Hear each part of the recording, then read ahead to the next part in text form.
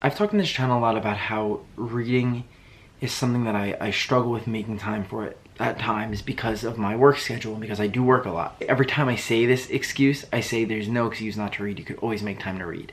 But I think I struggle with it a little bit internally. And I, in all honesty, can't tell you the last time I fully finished a book. I'll start, I'll read, and then I'll stop. I also always talk about how much reading benefits you and the good things it does for you.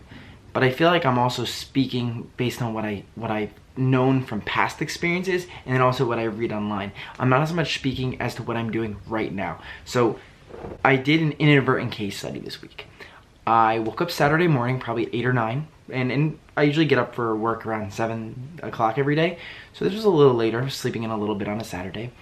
And I said, I'm gonna pick up a book and I'm gonna read. So I'm a huge Queen fan. So I picked up Mercury by Freddie Mercury.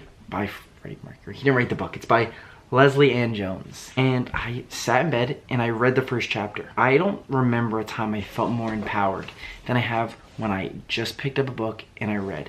It brought back all of these emotions because I haven't really picked up a book and read in a while.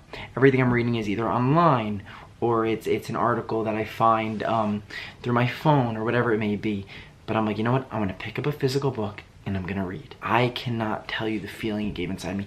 It brought back all these emotions from when I was in college reading all the time. And it almost felt like it made my mind clear. And it made me it just made me oddly proud of myself.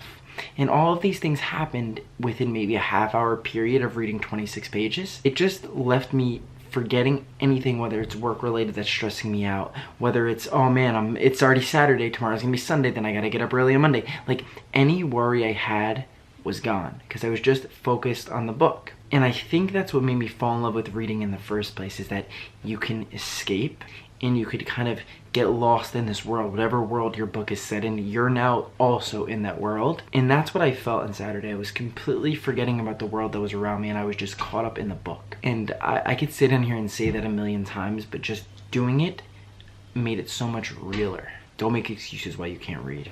We all do it. I've done it so many times I lost count. But when you make one little change, and this is like someone I feel like if they hadn't went to the gym in years and they go to the gym and they feel so empowered, it's almost like the same thing.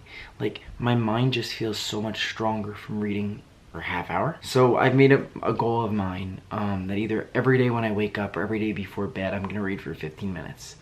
And if it lasts longer, it lasts longer. But I think the journey of a reader is an up and down one. I know there's people who just always pick up a book and read, but I know for me it's been a little different. I've fallen out of love with reading probably when I was in middle school, started reading it in college, and then it's been kind of an up and down journey since then. And I think I always just have to, when I want to remind myself how much I love reading, all I have to do is pick up a book and read. It's that simple. So I want you guys to tell me below, how does reading empower you? Or if reading doesn't, what does empower you? I hope you guys enjoyed that video. If you did, please give it a big thumbs up, subscribe to our YouTube channel, like our Facebook page. Thank you guys so much for watching. As always, I'm Adam Bongiovanni from OnlineBookClub.org, and I will see you next Thursday.